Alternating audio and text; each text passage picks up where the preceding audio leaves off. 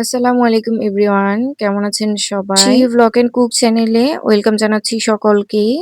কাছে দূরে মিষ্টি প্রিয় আপু ভাইয়ারা। আশা করছি সকলেই ভালো আছেন। আমি জান্নাত যুক্ত আছি চট্টগ্রাম থেকে। চলে আসলাম আপনাদের সাথে সুন্দর একটা সকাল উপভোগ করব বলে। আপনাদের সাথে গল্প করতে চলে আসলাম। ঘুম থেকে উঠে ঝলমল রোদ দেখে তো অনেক ভালো লাগলো। কারণ ইদানিং একটু ঝিরিঝিরি বৃষ্টি। মেঘলা থাকে আকাশ, যার কারণে কাজ করতেও তেমন একটা ভালো লাগে না।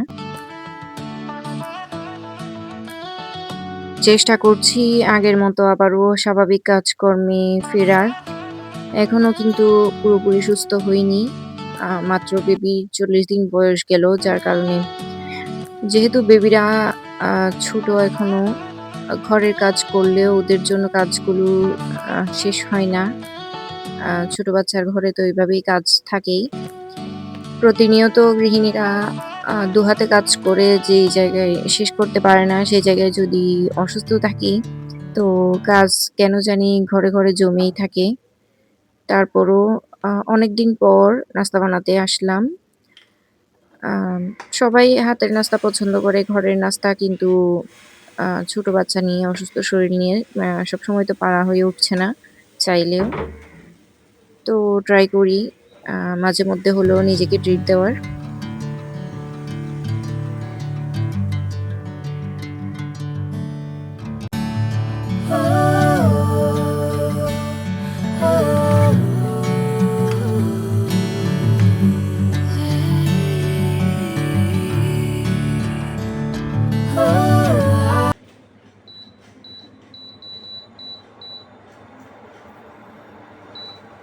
তো গরম নাস্তা তো মেক করে নিয়েছি।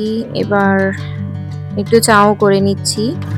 সবাই যেহেতু ঘুম এখনো, আমি আমারগুলোই খেয়ে নিব।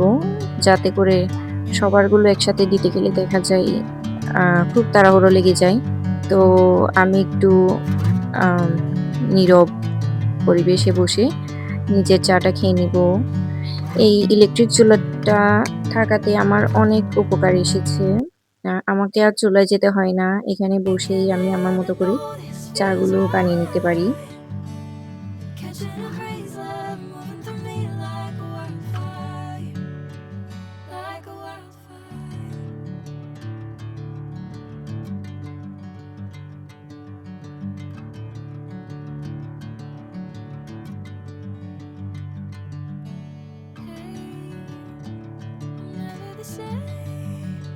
আচ্ছা, চা খেতে আ ছোট্ট একটা রিকোয়েস্ট। এখনো পর্যন্ত যারা আমার ভিডিওটি দেখছেন, আ যারা নতুন দেখছেন, সবাই একটু লাইক, কমেন্ট করে সাবস্ক্রাইব করে দিবেন চ্যানেলটুকু।